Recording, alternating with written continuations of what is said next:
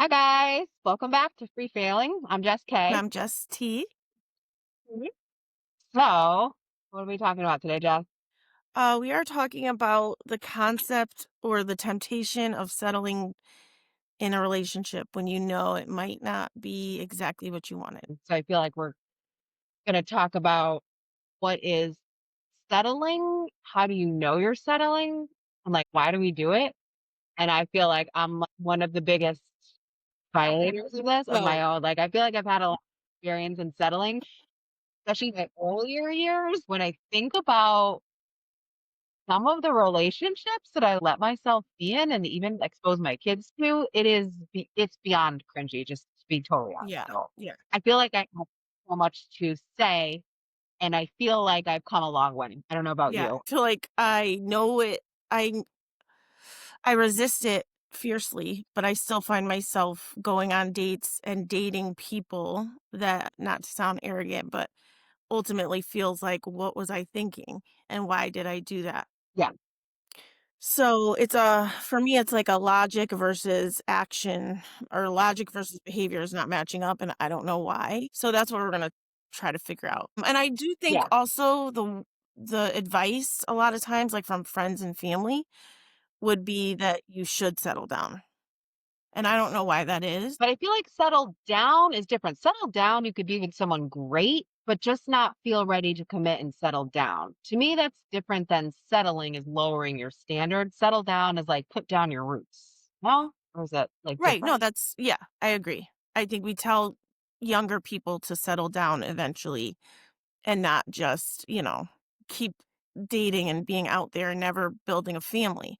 But what I'm saying is now that we've already built families and we're settled and we're in our 40s and we own our homes, I feel like I still get advice that I should not settle down, but that I should settle for less than what I want because, well, Really? yeah, because it's like, well, you're getting older and don't you just want a companion? Yeah, I've heard it. You're not That's gonna get awful. everything. Yeah. Yeah. You know why? I think that's a clear indication that your standards are higher. My whole life up till literally now, people are like, "What are you thinking? You gotta like why there's so many red flags." So your standards, I bet, have just been traditionally higher, which I'm so envious Yeah. about. And now that we're talking, yeah, they are. And this has gone, I think, because remember we were talking about self-protection. I feel like you, Yes. after divorce, maybe you felt you were a little self-protective, a Yeah. little I'm picky, traumatized. I'm patient. Yeah. But And I was always like, love me, so codependent. I would just take whoever was oh, like, yeah, felt no. like they were giving me No, I attention. would It's never. just, we find ourselves in Yeah. Those situations, and I don't know why. I think because I fall ooh, for an act up front, I fall for words, and I don't do enough investigation. So if they tell me the right thing that I wanna hear, it tickles my ears, and I fall for it. And then I find out later, like, yeah, yeah.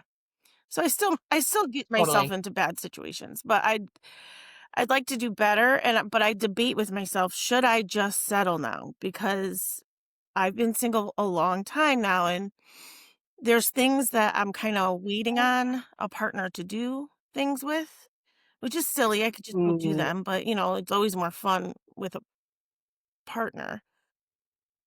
yeah, So yeah, I think that's why we need to talk about, like, why we would or would not settle for someone that we yeah. don't yeah. Yeah.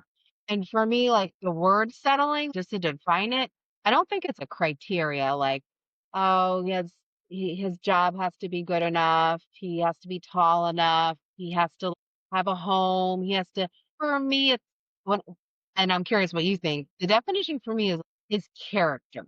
Like whenever I feel like I'm settling in a relationship, it's like his kindness, it's his thoughtfulness towards people. It's Mm, his pursuing of my own. I feel like there's a lot of room for other things that aren't perfect right. because I don't want to paint the picture of like don't don't date someone or give someone a chance unless they have everything and he's ultimately perfect and I then of mean, course you're going to find out. For me, I think this is a good example because since then I've dated someone shorter. So it's like I'm glad we're talking about this because it's like that ultimately is a shallow thing. If someone loves the Lord and is like an amazing person and loves me, then I would for like a lot of things. So I feel like settling for me is like accepting less than whatever you want, like whatever you're looking for ultimately. So it's different for every person because everybody's attracted to different Right. things. So we were talking earlier, you brought up, Jess, which I think is important, is like, before you even start dating, I think it's good to meditate on what went wrong in the past, what you might have settled for, and how that wreaked havoc, and what you really want a relationship to look like if you want a relationship, right? Like, what do you want in that person? I think that's half the battle. I I don't agree, know. I agree. I think it's definitely character traits. It's kind of like, it's almost an equally yoked thing, Yeah. but you can't also just fall for, "Oh, he's also a Christian." I mean, we've talked about that extensively in the past. Like, you can both be Christians and think that you're cut from the same cloth and find out you're not even at Yeah. all In the same related. lane. Yeah, so I think we fall for or when I was younger, well, I fell for love, and I also fell for all Mm. those indicators that were similar, like, "Oh, we both like this, and we both play sports, or we both, Mm. Things in yeah, common. things Yeah. in common," or and even Yeah. the Christianity part. But after a life lived, I don't care if we don't have anything in common. I mean, I would like the person to and that's where the compromise can come in. It's like, I'd like the person to compromise and be like, "Okay, I don't love beaches, but I'll be at the beach with you." And maybe I don't love I'm the same. hiking, but I'll hike. You know what I mean? But that's Same exact. yeah, Mhm. that's different than I feel like go ahead. yeah, like we don't need someone to like be a running partner with me. And I think that's a good benefit of getting a little older because you have your own life, you have your hobbies, you have your whatever you do for fun, you have other social circles and friends. So yeah, I don't need a buddy to do activities with or even watch shows with, especially once you get used to living alone. It's almost like, oh, I hope he doesn't want to watch shows with me because I really Yeah, am getting I used to know. watching all my shows on my own. Yeah. So I'm the same. That's It's the hard. worst when you have to Yeah, it's slow definitely down good. and wait for them. We have enough friends that we can do that with, that we don't Yes, necessarily totally. yeah. Yeah. So for me, a couple examples of where I've settled in the past that I'm promising myself not to do in the future is we've already mentioned the not deep spiritual life. I think a lot of Christian women hooked into, oh, he goes to church and yeah, he says he's a Christian. I feel like I really need somebody in at least close, means like a hunger Make for less God. noise. That just means like God is a big part of your life. You have a hunger for knowing him more and you're interested in, like, growing towards Jesus, and that's not everybody who calls himself a Christian, I have sadly Right. found out, right? Like, just in general, so that would be an example of where I've settled and where I don't wanna settle, you Yeah, know? I agree. I think also we worry about the time, like you've talked about that before, where you're like, "Well, there's only so many years where I wanna be in a bikini on a honeymoon," or we worry about being Yeah. lonely, it does like we just recently talked about cuffing season. It does get lonely and cold in the winter um and I don't know, I think there's just lots of temptations for why we would be tempted to Yeah. just date whoever and be with whoever and marry whoever and just call it a day. Yeah, I think we make a lot of excuses. Like in the past, I've made a lot of excuses for other people, especially when you're Christian, because I've been like, oh, well, I'm so not perfect. I'm not like, look at my life. Right. Imagine if he was Mhm. judging me based on every mistake or bad choice or life decision I've made.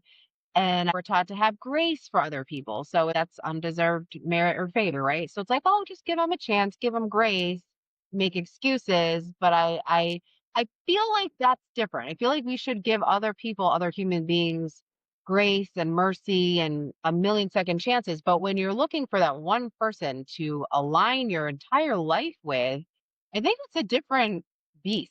I think you can just look at someone and be like, yeah, blessings to you, but I think you're not, Not the we're one. Yeah. And yeah, it's also like, really not hard because early on, you might be able to do that because you're younger, so you can build that life together. so it's less nuanced, Yeah. but right now, no. Right now, guys that we're gonna be it's like the 50-year-old bracket. I mean, we're half dead. So, there is a different scale to it where it's like you probably should have evolved by now a little. Like, thank God I'm nothing like I was at 30, let alone 20. So I think I expect more, at least in the faith in no, in every area, Yeah, really. yeah. Parenting, professional growth, social etiquette, how you carry yourself. Yes. This is like our Yeah, pride, right? yeah. This isn't How you approach a public event, how you approach holidays, how you oh, show up to meet my mother, like exactly. Zero parenting left to give. I used to do it in the past. I feel like nope, not at this yeah, age. I well, the expectations are yeah, higher, right? And it should be for us too. I'm not this isn't even a gender yeah, thing, right? no, Just in no. dating, like, But, it's a little oh my gendered. God. I heard this joke recently, or this saying, it was like, right now in 2025, a great man is an average woman, okay? Like, we think it's great that they have a job, that they own a home, or that they even have Yeah. their own apartment and don't live with their mother, um, that they pay their We bills. applaud them when they've had 50/50 custody. We're Yeah, like, he's 50 got exactly, 50-50 50/50 custody, and they custody. clean their body and keep their hair cut. Like, that's like, "Oh my gosh, she's so great." That's the bare minimum average woman puts in less Yeah. effort than that on a daily basis. No, I know. So, And that touches on a lot of women our age choose not to remarry because they have maybe done it all and the balances were a little yeah, not weighted in yep, their pre marriage. So it's like, do we yep, so that's why we've talked about this before. I feel like how to guarantee or how to prevent settling is does this other person add mhm, to my life and help yeah, me? Is my life better and yep, easier? Not that we're using this other person, but really, is it better and easier with this man in my life? right, I feel like that's yeah. a huge litmus test, It is, you know? 100%, and that should still be the bare minimum, because on top of that, hopefully you enjoy their company, because even if you get that, and I know you've had that in the past, you could still be miserable, so it is actually a feat to find this unicorn, um, Yeah. so Yep. that's why you start to get to the point where, like, "Well, I'll have to settle a little or a lot," or that's what you think. And then you try it, Yeah. 'cause I've done it several times, I'm like, "Just try it, this person's so great," and Yeah. then you're like, "No, but they're just not." You forget, it's just like giving birth, like, you like Yeah. it's So true. somehow you forget the bad part. No, I know.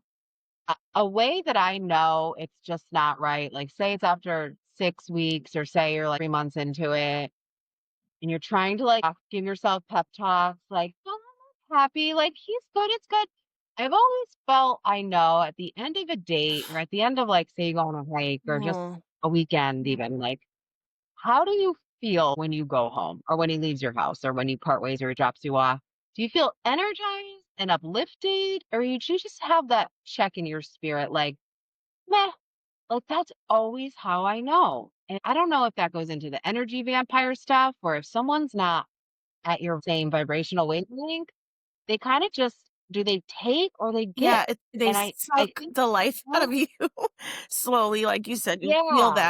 that Well, feeling. Also, I've felt this feeling of, like, hesitancy to be mm, physically intimate, like, even a handhold.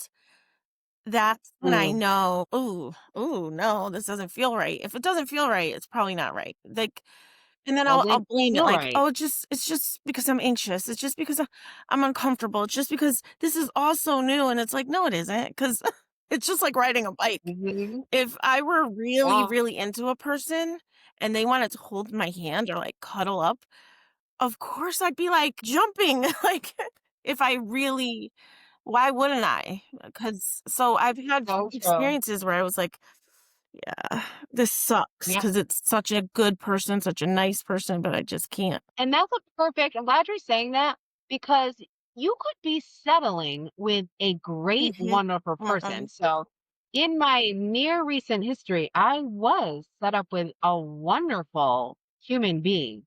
Like, really, like, let's think of all the boxes women dream up a future person. He had almost every box. I mean, like, wow. Yeah. Like, he'd be like a bachelor on a Bachelor show, but I just always felt it wasn't right. And I feel like even that's that emotional vampire. So nothing he was doing wrong at all. I just kind of knew, like, we just don't Yeah. shot. Like, it's just, Nothing you wrong know? with So, them necessarily, and yeah, and that's the biggest injustice because that must feel like rejection, and I've felt rejected before, and it's such and a I've been rejected. painful, Yeah. unjust Yeah. thing, but at the same time, better to be rejected than to live a lie. You know what I'm saying? Like, Totally. so it is hard, and Yep. it's not a reflection of them, like, they are great, amazing, wonderful people, but they also deserve to Yeah. be wanted and desired the same way Yeah. I deserve to be wanted and desired, but it needs to be a Totally. mutual thing. Yeah. And I feel like I'm glad we're talking about the rejection part of it, because for me, I feel like I've always had so many insecurities in like the looks department, or just like always feeling like, am I pretty enough? Am I type enough? Am I would just, it, I just, I don't know. I'm getting healed, and it's better now, but that's always just been a struggle for me. Mhm. So, you know what makes me feel better about this? Because I'm always like, oh, if they reject you, if they're not into you, just wonder if it's your looks, or if you wonder if you look just too old or Yeah. whatever. True supermodels, like the perfect specimen of a man and a woman, they could be in the same room, perfect, and not jive. So I don't know why that's always helped me, because it's true. It's Mhm. chemistry, it's the way someone carries themselves. Mhm. And we all have types. Like, Yep. some of us just have a type. Yep. Some pretty boys, I don't like blonde guys. And if someone's like too pretty or boyish looking, even if they're like beautiful, I just don't feel feminine and myself and attractive with that other. We have to just relax a little in that area, and we are gonna get Yeah. rejected. In a room full of supermodels, even if you had an average man in that room full of female Mm, supermodels, that man would be attracted to some and not others. So it doesn't yeah, even mean that even if you are the elite beauty and the elite body and the elite figure, it doesn't mean that every standard general man is attracted to that version of beauty. So even scientifically, there's like pheromones that you literally let out that attract you to people. So it is such a scientific and subconscious process that's happening in attraction that, yeah, I feel bad too sometimes when I'm like, nah, sorry, I just can't get there with you. But it's like, but if I can't, take that and move on, please, because it's like yeah, it's yeah. only gonna Let's be a tell ourselves disaster that. for both people in the end. Yeah, forcing it is the worst. Or just for me, when you're like dating someone, you're months in and you just feel it's forced. You just don't feel that excited, Mhm. but you still hang on. Like, you guys, that is the worst. I was the queen of hanging on. I was the comeback queen. I'm not even sure if I ever have just had one clean breakup in, I'd have to really think. I don't think so. So it's like, because it's, you don't trust yourself. And I'd always second guess myself. And if they come back, then you're a sucker, because then you're like, oh, he wants you so much. He's just not going to give up on you. And he just keeps Yes. fighting for you. And that's not about him. It's about the way you feel, and just Yes, yes. wanting to It's lose it. almost more of a And reflection of you than it is of them. Like, how you feel about them is more about you. Like, like that saying, "It's not you, it's me." It really is, because I'm experiencing the yes. same thing. Like, there's this I know I have a great person in my life, but I'm like, even when I try to describe what might be wrong with them, really all of the things I dislike about them, I also dislike about me. Oh. So, it's kind of what I don't wanna settle for is the worst, or Mm, not the worst, but is this version of me. So I'm actually wow. bothered and vexed by that in them, which is making me have a disdain in those areas. So because also I'm afraid that being with that person will just allow me to settle into that version of Mm, me, even deeper into mm, that version, and get I'm what you mean. rejecting that. Does Yep. that make sense? I was with a guy who his standards for, like, I don't want to say everything, but like, he swore a little. His standards for what he would want let his kids be exposed to or watch were like lower. He drank more than I wanted him to. And I feel like it just made me kind of shine more. Like, 'cause then I was like, "Oh, the good parent who just had better parenting skills," and, "Oh, I drink a little too much wine too," but then it's like, then I won't feel convicted about it, or Mhm. I won't feel be held accountable Mhm. because, "Look at you." And it just I felt like it brought me down. So I think it's the same thing. You're just kinda Yeah, like, I get where it might be kind of, yeah. Because it's kind of, like, I'm it's not like, proud of those things in myself either, but yeah, it's gonna make me feel like, "But it's okay because he's cool with it," and that's yeah. just gonna make me stay there, if not go deeper into that. Yeah, and I want to be Yeah, challenged to grow and to be better, or I just want to be better, period. So it just me too. maybe it's just Yeah. I'm not done healing, I'm not done growing, I'm not ready. I keep trying, but I wanna walk into every room feeling confident and like my best self and into every relationship. And if you don't feel that way, uh, Mm, then I think not only are you tempted to settle, but then you get tied up in situations that are not really for you. Then you're disappointed. So you're mhm, like, it's like adding insult to injury. I've been injured, I'm not yeah. adding insult to it by settling for something I don't want, period. So true. Yeah. And just because 'cause we're talking about healing, going back to why we Yeah. settle, I think 2 major things, reasons, at least in my life, has been self-esteem. So you get your worth too much from relationships or from men instead of letting God heal you, and you get your security and sense of self and your value from God. And yeah, and are you healed? Because I feel like you choose relationships that end up being a mirror, Mhm. because they say you're looking for someone to travel life with whose matches Ugh. with yours. And I felt like, yep, I've done that. Thank God I've done some therapy books. And after this divorce, I'm being more aware. And you just look at your patterns. Yeah, if you don't heal, if you don't feel whole, if you can't truly say God is enough, and if He brings you someone, great, that's what I'm praying for. But He doesn't, you will be okay. You will have an abundant life, which is a big statement, but I think the goal is to be whole and healed, full in Him. Your identity is Christ. Then you can have a healthy relationship. I think those two things, the self-esteem and the are you healed? If those aren't going well, I feel like that's when you settle for Yeah. me, for sure. Yeah. So, Similarly to the mirror, I heard someone say, you attract what you are, not what you want, mm, which is mm, scary yep, to me because I'm like, oh, totally. okay, I'm attracting the level to which I'm operating.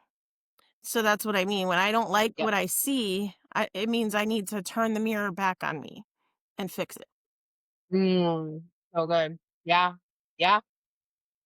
So thinking about dating now in this season that we're in, I just don't want to keep repeating patterns, right? So, how do you know if you're settling, or like, how do you not settle?